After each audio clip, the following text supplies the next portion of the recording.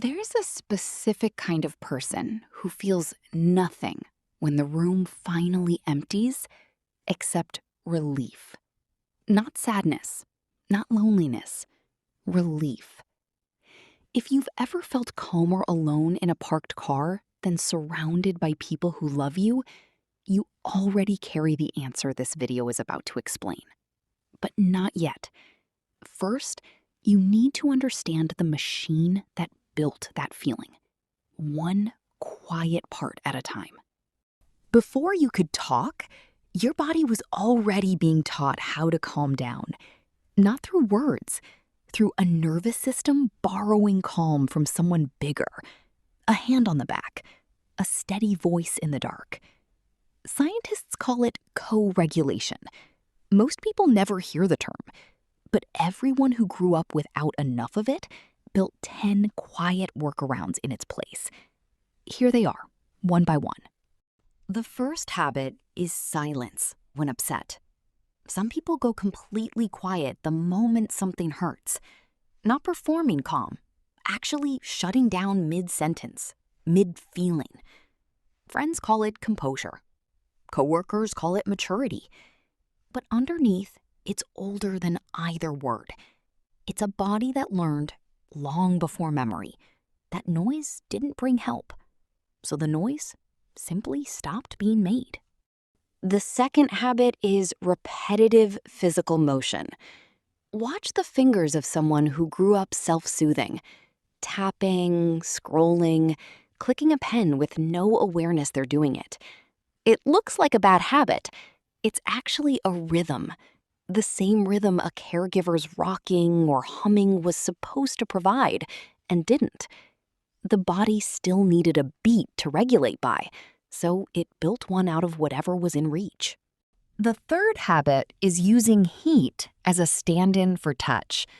Some people can't function without a long, hot shower, or both hands wrapped around a mug just for the warmth. It reads as a small comfort. It's closer to a replacement part. Heat against skin, mimicking the physiological effect of being held. A safety signal rerouted through water and ceramic instead of another person. The fourth habit is using food as the one reliable comfort. For some, food becomes the one variable that always responds the same way, every time, on command. Not hunger, control.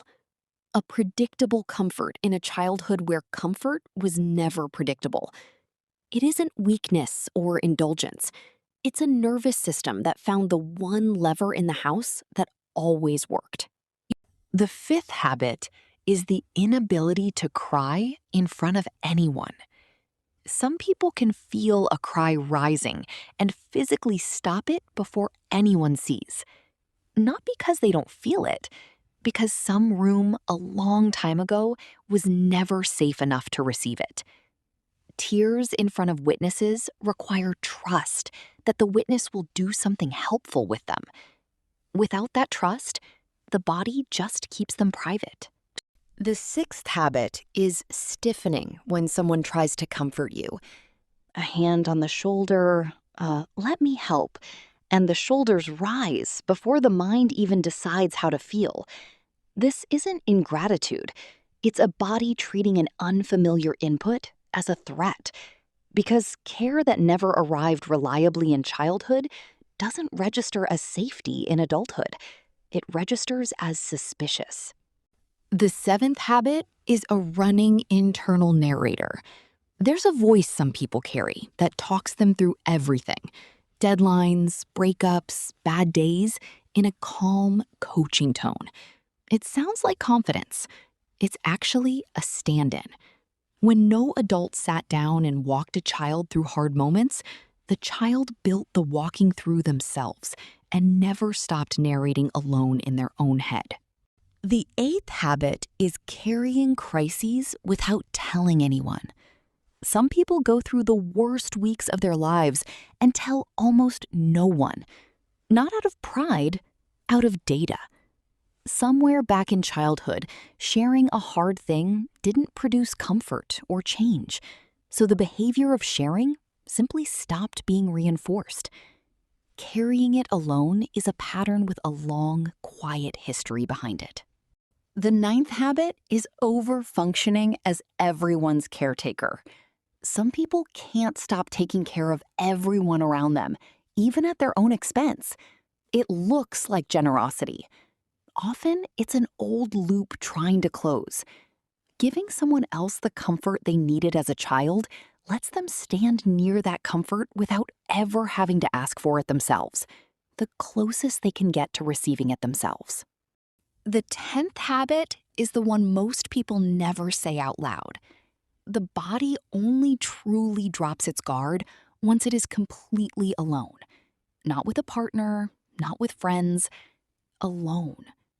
Because somewhere early on, connection and calm were never wired together in the first place. So the nervous system learned a different rule. Safety lives in solitude, not beside another person. 10 different habits. One shared blueprint.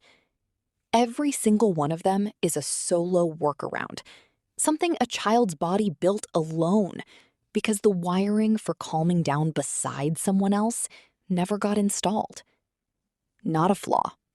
Not a personality quirk. A survival system, engineered in real time by someone too young to know they were engineering anything at all. Here's the quiet cost nobody warns you about.